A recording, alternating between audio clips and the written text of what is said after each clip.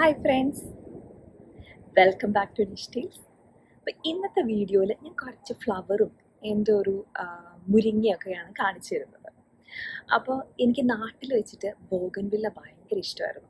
കാരണം അതിലെ ഇലകളൊന്നും കാണാണ്ട് നിറഞ്ഞ ഫ്ലവറായിട്ട് നിൽക്കില്ലേ, അതെനിക്ക് ഭയങ്കര ഇഷ്ടമായിരുന്നു കേട്ടോ. അപ്പോൾ ഞാൻ ഇവിടെ വന്നു കഴിഞ്ഞപ്പോൾ ബോഗൺവില്ല വാങ്ങിച്ച് പല കളറൊക്കെ വാങ്ങിച്ച് ചട്ടിയിലാക്കി വെച്ചു. പക്ഷേ ഇവിടുത്തെ വിൻ്റർ കഴിഞ്ഞപ്പോഴേക്കും പിന്നെ അത് തിരിച്ചു വന്നില്ല. 2 വർഷം ഞാനത് ചെയ്തു, 2 വർഷം തിരിച്ചു വന്നില്ല. പിന്നെ അത് അകത്തൊക്കെ കയറ്റി വെക്കണം വിൻ്റർ ടൈമിൽ, അപ്പോൾ കുറച്ച് പാടാം. പിന്നെ ഞാനത് വിട്ടു. പിന്നെ അതിന് ശേഷം ഞാൻ നട്ടതാണ് ഇത് ക്രേപ്പ് മേർട്ടിൽ. ഇതിൻ്റെ പല കളേഴ്സും ഉണ്ട് എൻ്റെ അടുത്ത്. വെള്ള ഒഴിച്ച് ബാക്കിയെല്ലാം ഉണ്ട്. റെഡ് ഉണ്ട്, പേർപ്പിൾ ഉണ്ട്, പിങ്ക് ഉണ്ട്, അങ്ങനെ എല്ലാ കളേഴ്സും ഉണ്ട്. ഇത് കാണാൻ നല്ല ഭംഗിയാണ് കേട്ടോ. ഒരു സമ്മർ സ്റ്റാർട്ടിങ്ങും സമ്മർ എൻഡിങ്ങും ടൈമിൽ ഇത് ഇലയൊന്നും കാണാണ്ട് നിറഞ്ഞായിട്ട് നിൽക്കും. അപ്പോൾ എൻ്റെ ഇവിടെ ഇപ്പോൾ ഈ ബാക്കിൽ, ഇതൊരു ഞങ്ങളുടെ വീടിൻ്റെ പുറകിലെ സ്ഥലമാണ്. അവിടെ ഈ ഫെൻസിനോട് അടുത്തായിട്ട് എല്ലാ കളേഴ്സും ഞാൻ ഒരുമിച്ച് വെച്ചിട്ടുണ്ട്. അപ്പോൾ ഇത് 2 തരത്തിൽ ഉപകാരമാണ്. ഒന്ന്, നല്ല ഫ്ലവറൊക്കെ നിറഞ്ഞിരിക്കും. പിന്നെ നമുക്ക് ഇതൊരു പ്രൈവസി ആയിട്ട് തരുകയും ചെയ്യും. അപ്പോൾ ഇത് ഞാൻ കുറച്ച് ക്ലോസപ്പായിട്ട് കാണിച്ചു തരാം.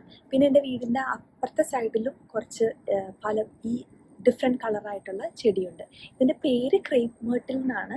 പിന്നെ ഇത് 0 മെയിൻ്റനൻസ് ആണ്. നമ്മൾ വെള്ളം ഒഴിച്ചു കൊടുത്തില്ലെങ്കിൽ ഒരു കുഴപ്പമില്ല, ഒന്നും മെയിൻറ്റെയിൻ ചെയ്യണ്ട. ആകെ ഞാൻ ചെയ്യുന്നത് ഇത് ഈ സ്പ്രിംഗ് ഒക്കെ തുടങ്ങുന്ന സമയമാകുമ്പോൾ ഞാനൊന്ന് ട്രിം ചെയ്ത് കൊടുക്കും, അത്രേ ചെയ്യാറുള്ളൂ, വേറെ ഒന്നും ചെയ്യാറില്ല. പിന്നെ അപ്പം ഞാൻ ഈ ചെടി ഞാൻ കുറച്ച് കൂടുതൽ കാണിച്ചു തരാം. ഓക്കെ, ഇവിടെ പാക്കിൽ എനിക്ക് 5 ചെടിയാണ് ഉള്ളത്. ക്രേപ്പ് മേർട്ടിൻ്റെ 2 പേർപ്പിൾ കളറും പിന്നെ ഒരു പിങ്കും പിന്നെ 2 റെഡും. റെഡ് ഒരുവിധം എല്ലാ ഫ്ലവേഴ്സും തീർന്നു. ഇപ്പോൾ 2 പേർപ്പിളും പിങ്ക് കുറച്ചുമുണ്ട്.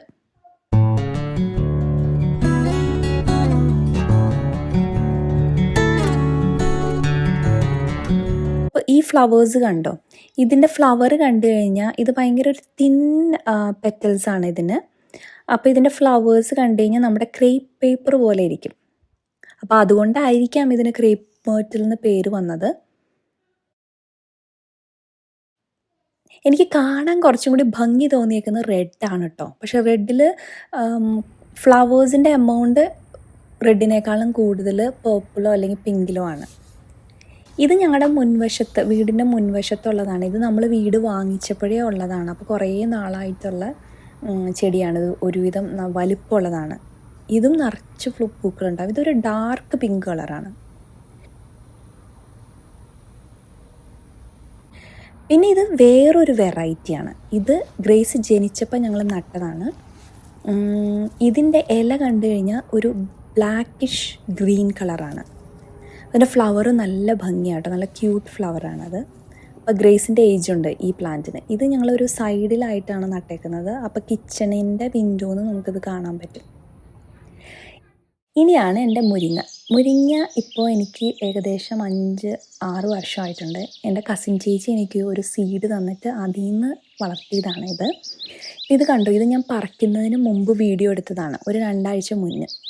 ഇത് കണ്ടാലറിയാം. ഇതാ കണ്ടോ, ഈ ചെടി നിൽക്കുന്നത് ഒരു ചട്ടിയിലാണ്. അപ്പോൾ ചട്ടിയിലുള്ള മുരിങ്ങയിലാണ് ഇത്രയും മുരിങ്ങ ഉണ്ടായി നിൽക്കുന്നത്, കണ്ടോ? പിന്നെ ഈ ചെടി എല്ലാ വർഷവും വിൻ്റർ ആകുമ്പോൾ ഈ മുരിങ്ങ കംപ്ലീറ്റ്ലി പോവും. പിന്നെ വിൻ്റർ കഴിഞ്ഞ് ഒരു മാർച്ച് ഏപ്രിൽ ടൈം ആകുമ്പോൾ ഇത് വേരിൽ നിന്ന്, റൂട്ടിൽ നിന്ന് മുളച്ചു വരുന്നതാണിത് കേട്ടോ. അപ്പോൾ എല്ലാ വർഷവും പുതിയ ചെടി പോലെയാണിത്. കണ്ടോ, ഒരുവിധം നന്നായിട്ടുണ്ടായിട്ടുണ്ട്. ഇങ്ങനെ എനിക്കൊരു 4 ചട്ടിയുണ്ട് കേട്ടോ. അപ്പോൾ ഞാൻ ഇതിൻ്റെ ഇലയും കറി വയ്ക്കാറുണ്ട്, പിന്നെ മുരിങ്ങയും കറി വയ്ക്കാറുണ്ട്. ഇതിന് പ്രത്യേകിച്ച് കെമിക്കൽ ഫെർട്ടിലൈസറൊന്നും ഞാൻ യൂസ് ചെയ്യുന്നില്ല. കിച്ചണിൽ നിന്ന് വരുന്ന വേസ്റ്റ് ഈ ചട്ടിയിൽ കൊണ്ടിടും, എന്നിട്ട് അതിൻ്റെ മീതെ കുറച്ച് മണ്ണിടും. പിന്നെ ചിലപ്പോൾ ഈ കിച്ചണിൽ നിന്ന് വേസ്റ്റ് കിട്ടിക്കഴിഞ്ഞാൽ ഞാനത് കഞ്ഞിവെള്ളം ഉണ്ടെങ്കിൽ അതിൽ അടച്ചു വെച്ചിട്ട് 2 ദിവസം കഴിയുമ്പോൾ ആ കഞ്ഞിവെള്ളം എടുത്തിട്ട് ഇതിൻ്റെ കടയ്ക്ക് ഒഴിക്കും. അത്രേ ചെയ്യാറുള്ളൂ.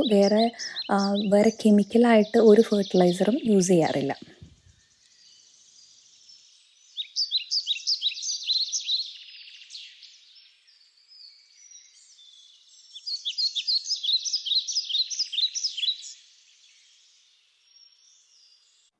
അപ്പോൾ ഞാനിത് പറിച്ചെടുത്തു. കണ്ടോ, ഇത്രയും ആണ് എനിക്ക് കിട്ടിയിരിക്കുന്നത്. ഇതിപ്പോൾ 2 ആഴ്ച മുന്നേ പറിച്ചതാണ്. ഇനി മറ്റ് ചെടികളിലും മറ്റ് ചട്ടിയിൽ നിൽക്കുന്ന ചെടികളിലും കുറച്ചുണ്ട്, പിന്നെ പൂക്കളും ഇടുന്നുണ്ട്. അപ്പോൾ ഇത്രയും കിട്ടി. അപ്പോൾ ഈ കിട്ടിയതിൽ ഞാൻ അന്നിപ്പോൾ കറി വെച്ചപ്പോൾ കുറച്ച് ഉപയോഗിച്ചു.